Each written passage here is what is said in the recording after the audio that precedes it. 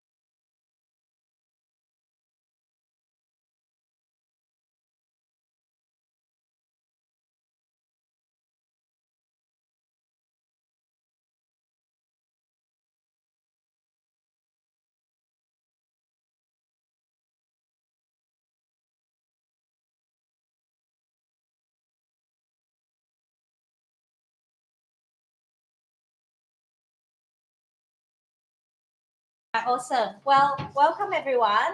Thank you so much for making the time, firstly, to all the candidates and to all the participants here today. We look forward to a very productive chat and get to know all of our candidates today. And first, I'd like to introduce to you our MCs of the day, Xiao Lu and Rod.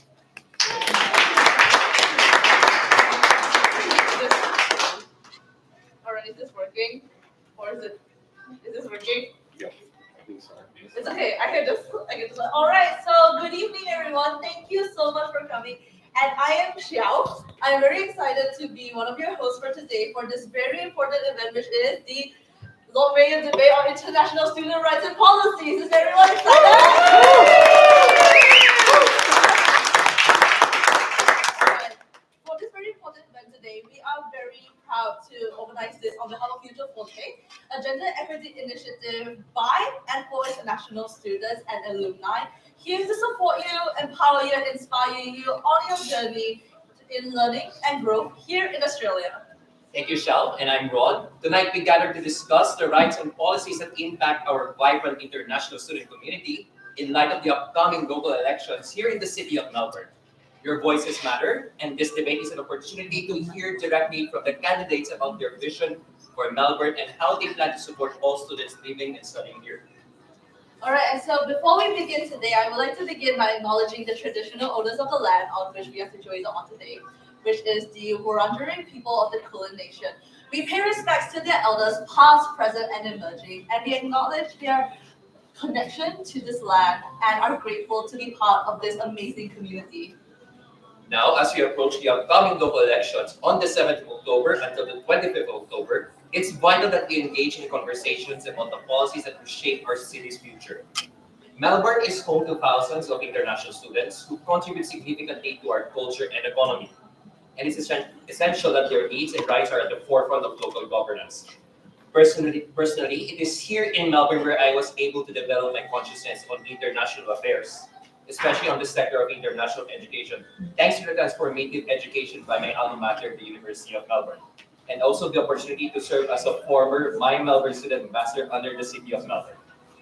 Yeah, so tonight is a very important and meaningful evening as we engage in discussions with the candidates running for Lord Mayor of the City of Melbourne on international student rights and policies, as well as their visions and plans for the future of the City of Melbourne as Lord Mayor. It is a very important and meaningful opportunity to hear about their visions and plans, as well as their commitment to making City of Melbourne more of a home for international students. Right? We encourage everyone to engage respectfully with the candidates and with each other. This debate is not only about hearing from those who wish to lead our city, but also about fostering a community dialogue that will inform and inspire action. All right, so without further ado, let us introduce each of our candidates by alphabetical order of their surname. So first up, who do we have? So first off, we have Greg Bisinella. Thank you. Yes, he is the president of East Melbourne Group, Victoria's oldest resident association, and is the managing director of the Australian Building Company. He is passionate about enhancing the livability of the city of Melbourne.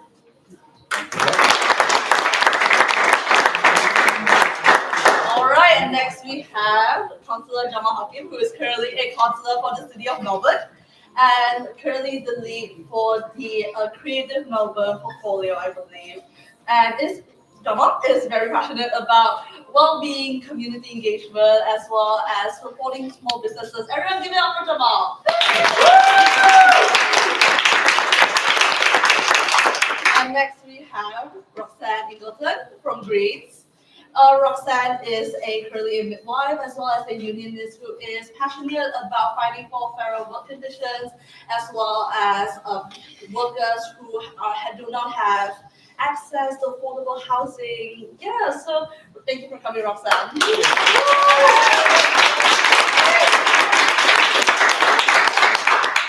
And next we have career Lord Mayor Nicholas Rees, who was previously councillor in the City of Melbourne in 2016 and served as Deputy Lord Mayor in 2020. And he is currently Lord Mayor of the City of Melbourne. And Lord Mayor, Nicholas Rees is very passionate about sustainability, affordable housing, and supporting businesses and more. Like, Thank you so much for coming.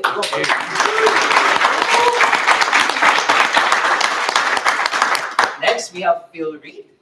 He's the president of Flynn Global ANZ, a global restaurant management firm, as well as the CEO of Wendy's Australia and Pizza Hut Australia. Phil has developed a deep insight into the intersection of public policy. Phil has developed a deep insight into the intersections between public policy and people and knows how to implement lasting change in a constantly changing environment.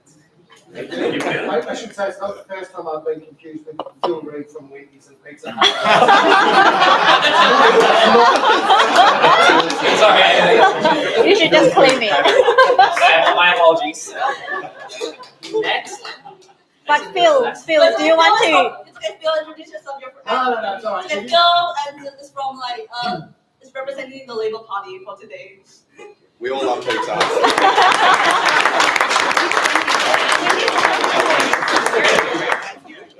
Last but not least, we have Aaron Wood. He's the founder of Kids Teaching Kids, an environmental education program designed to inspire future environmental leaders. And he served as the former Deputy Lord Mayor of Melbourne. Throughout his career as an environmentalist and entrepreneur, the opportunities have enabled him to form a well-rounded view of the world so he can bring about real change.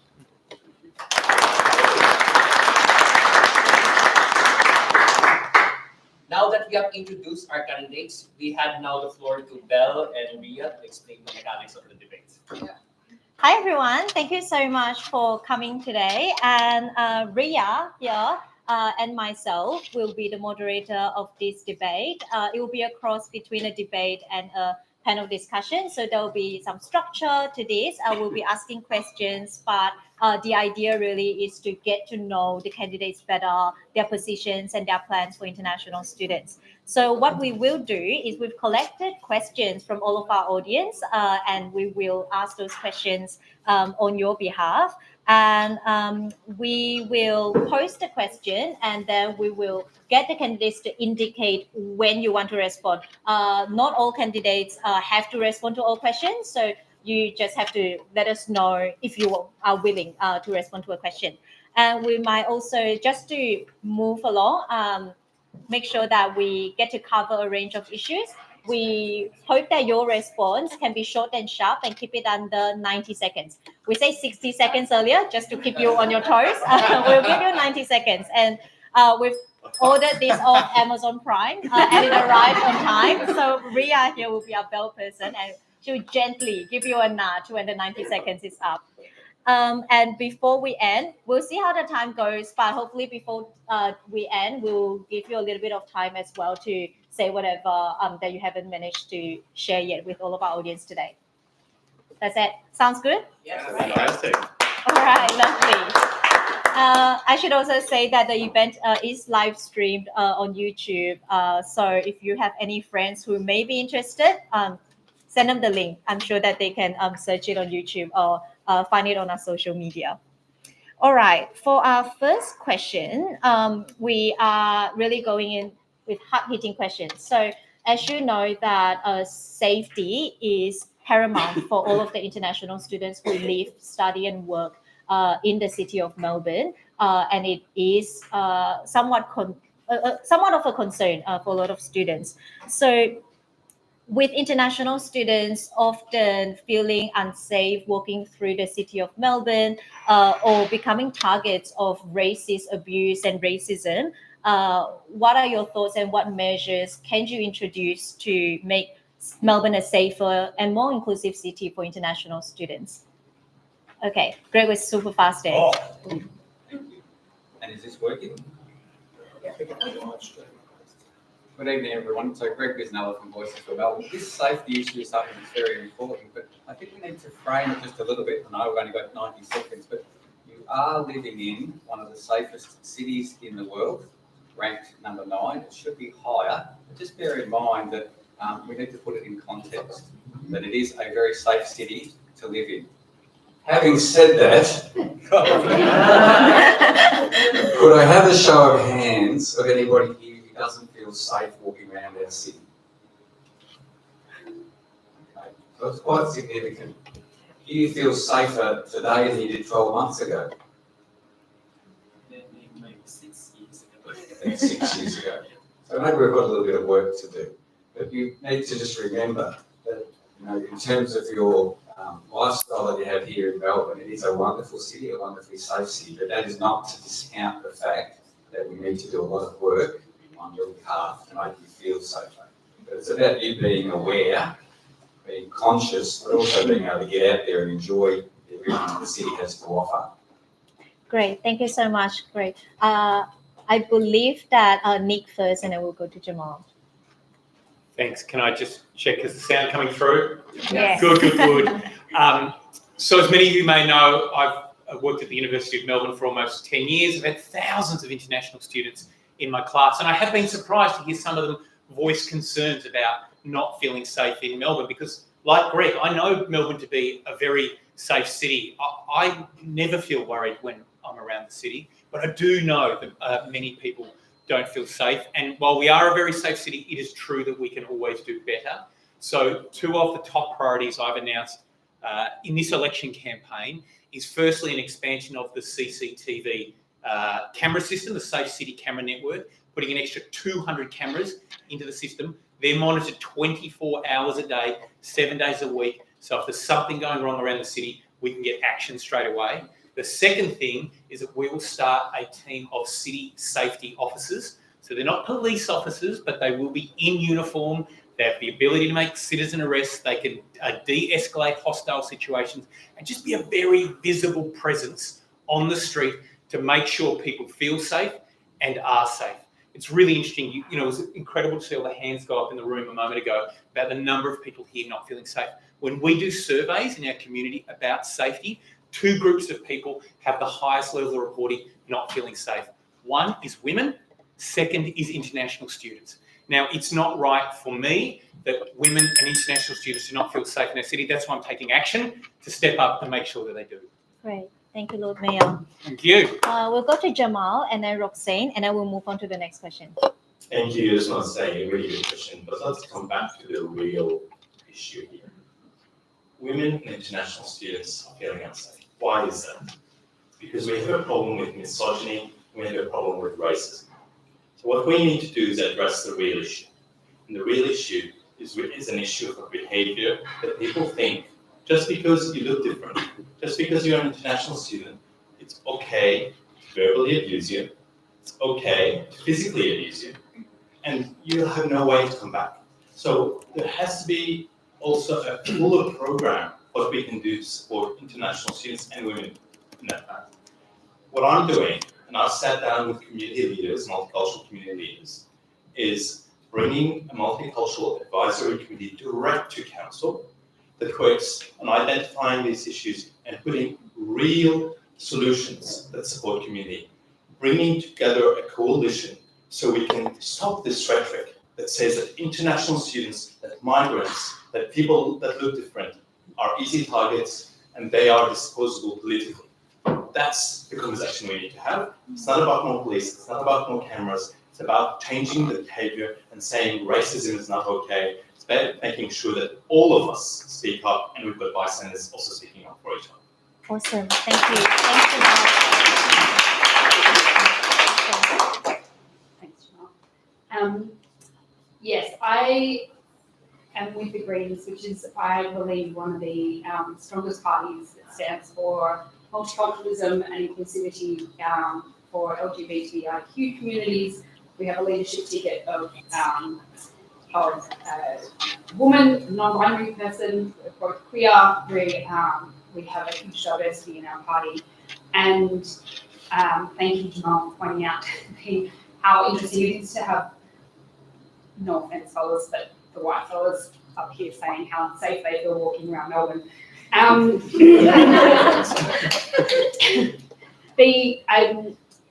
Along the lines of what Jamal has said, as a Greens Lord Mayor, I would be trying to foster a sense of community and anti-racism within the City of Melbourne. I would leave the policing to the state government because that is their responsibility and under their budget. And I would be, similar to Jamal, looking at ways that we can speak to the community and engage with the community and try to foster the inclusivity that actually helps to prevent this, racist attacks that people are suffering. Great, thank you so much, Maxine. Thank you, candidates. The first question, and we're already heating up here, which is fantastic.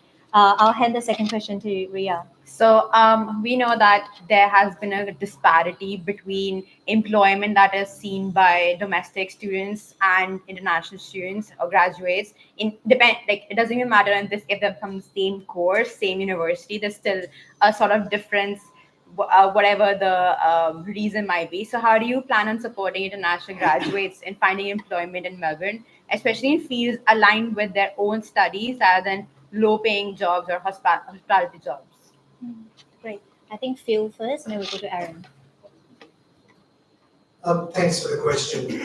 I think when you look at actually the track record to date in terms of some of the things that have been done by the council, particularly under the leadership of Councillor David Griffiths, who's here tonight, who heads up the international student portfolio within the council, very much tried to look at the issues around employment and recognised that issues impacting international students are broader than simply your student experience. So the previous question was about those issues around safety, but how we actually engage with those other, from employment agencies to employment practices, supporting and creating opportunities like the gig worker hub that's been created. But I know there's much more work we can do, and I think that's where, as a Labor representative, I'm really delighted that we've got such a strong connection to and a history with working with unions and others who look out for people who find themselves in vulnerable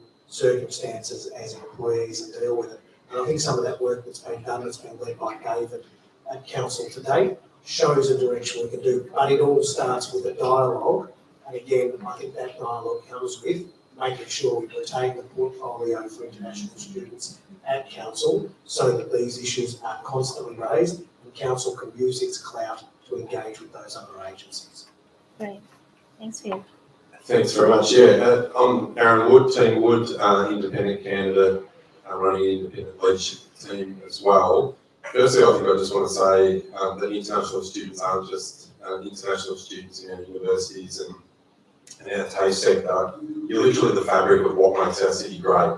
You work in the businesses, you are the sense of community, when you walk up and down the city, and I think international students were really badly treated during COVID.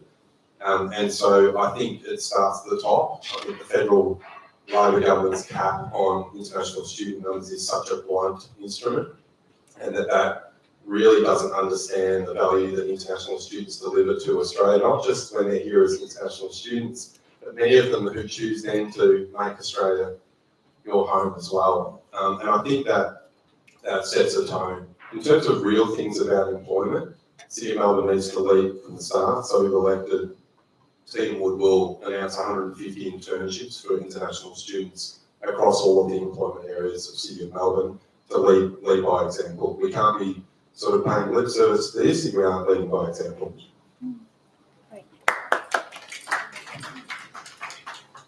I'm dying to jump in on this one as well because the fact is international students of Melbourne are some of the most talented people in the world.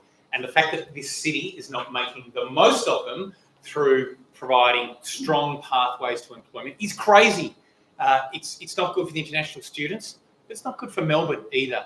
So I agree that there are things that the city can be doing to try and open up those pathways. Like Aaron, I also believe that we should double the intern program at the City of Melbourne, offering employment opportunities at the City of Melbourne for international students. I also believe that we should, and with this is one of our policies, that we'll work with the top 20 employers across the city to offer intern programs for students. I was delighted this year to open the volunteer fair for international students.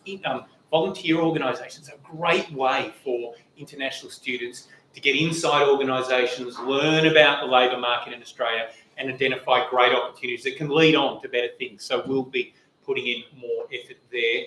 I also think that we need to be all advocating to the federal government to provide 4-year working visas not up from the current 2. That's just not reasonable. It's not good for Australia.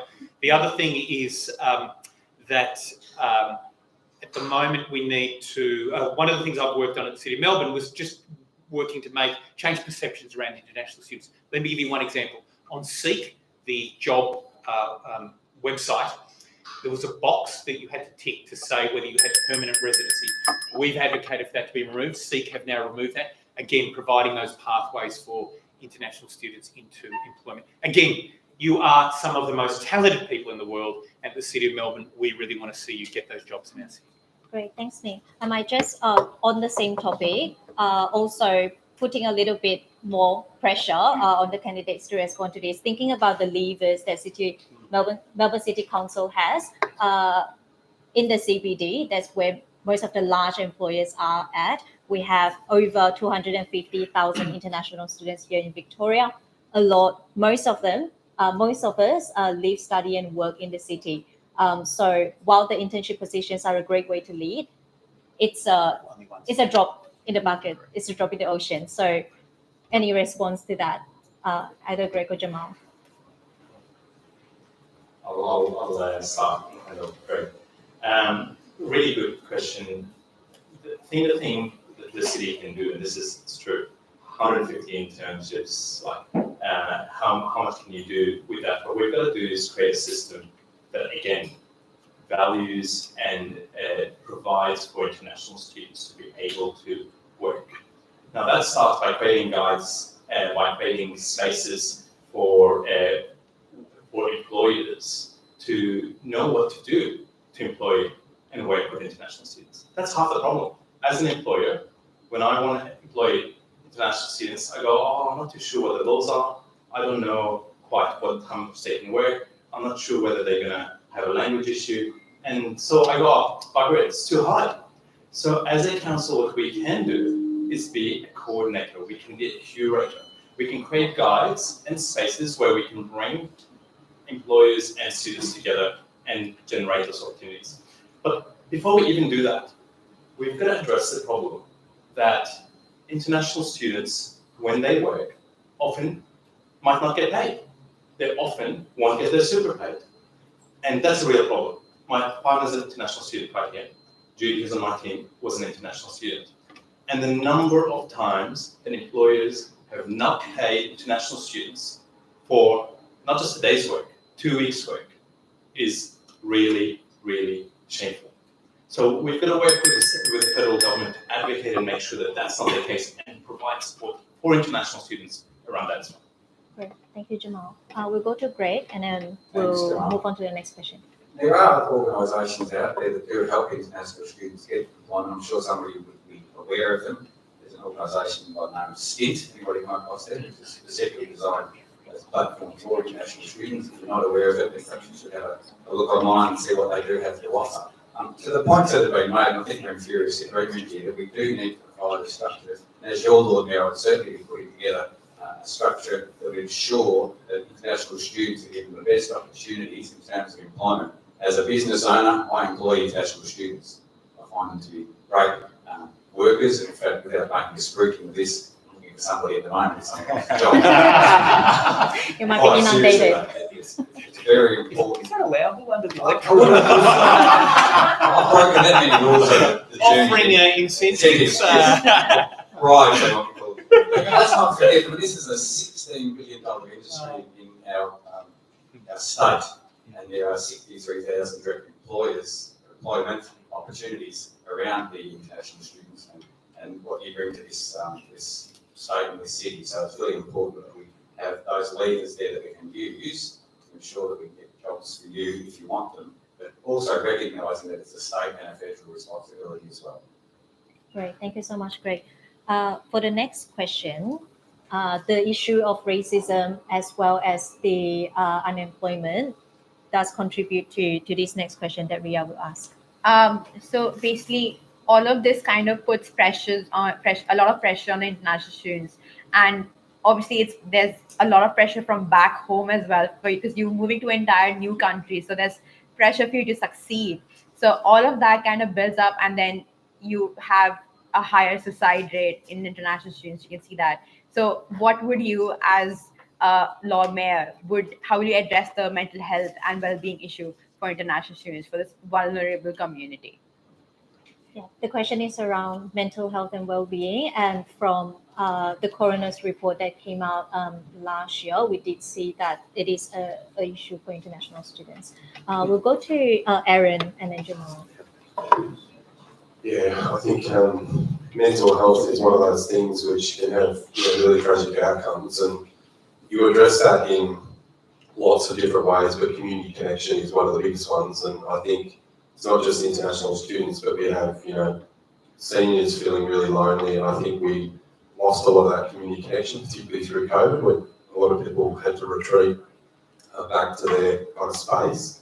And so Teamwood's got a range of programs to connect people in low-rise communities, but particularly in our high-rise towers, because what you see in some of our towers and our student accommodation is you literally have, populations the size of a rural town out in regional Australia. And so that's things like our grant programs to host food evenings, to come together to share each other's stories. So that's just about building that community connection, which is really important. But then when things do go wrong, there's the support services that are really important. So we supported the International Student Couch as part of the Salvos as well, and we would see an expansion of that program. And that's, someone you can turn to that's not in an intimidating setting, and you can talk about the sorts of issues that you're facing as well. But the other thing that we will introduce too, if we're elected, is a $500 emergency fund, because we know that when international students fall on hard times, not having that backup potentially of family to support, that can create a lot of mental health issues as well. So it's just a stopgap measure when someone's in crisis to help them out and give them a bit of breathing space. Sorry, we might go to Roxanne first because I didn't see your hand earlier. Thanks, Carl. So as a healthcare worker, obviously I'm incredibly passionate about health and mental health, and my deputy candidate is a peer support worker in the mental health field as well. And I absolutely recognise that isolation and loneliness is a huge contributing factor to mental health. I lived alone in 2020 in lockdowns, and I know what it's like to be in a tiny little box or by yourself. And I've also lived on campus before, which is similar to the accommodations in these buildings. You get a room with a bed and maybe a TV, and that's your space, that's yours to call your own. So what we really need to focus on is creating those beautiful public community spaces. Here in the City of Melbourne, every international student I would hope living in these big towers has a park within walking distance, because we know that beautiful green open space is really important for mental health. And as Lord Mayor, I will also ensure that our council is funding our community groups properly and improving the ability to hold public events and access bookable spaces for those events that you might want to have to bring people together, and those events that help us connect with people of our own culture, but also intercultural connection as well, and build that real sense of belonging in community. And also, not to forget our amazing council services such as libraries, the gyms and pools, and all those other fitness facilities that are really important for improving mental health. Okay, thanks, Roxanne. We'll go to Jamal and then Phil, and then we'll move to the next. Okay, Jamal, Phil, Nick, and then we'll move to the next question. I'll be quick, but I think it's really important. Mental health is obviously something that we all, I think, most of us can have a challenge in at some point in time. I did a stint in Japan as an international student, and 3 months in, called mom crying and said, I'm coming home. But what got me through that period was some of the people, the groups, and really it has stopped for me. It's what got me through till I was able to get my language up, until I was able to create a friendship circle that I could depend on emotionally as well. So I think one of the big things here is that obviously universities and education institutions have a role to play in ensuring that there's health services available to international students. The role we have as a local government is to make sure we're connecting with education institutions to make sure that those things are available. on that we're working to make sure that everyone is, no one's falling through the gaps and they've got access. But as others have said, and I agree, community. What matters though is when we talk about international students, it's not one community. You come from multiple communities. And so we need to recognize that also mental health needs and understanding and cultures differ. So we've got to take that intersectional lens as well, which means how do we connect through that multicultural communities, whether it's, for example, we're putting $10 million towards cultural festivals that people can get involved in.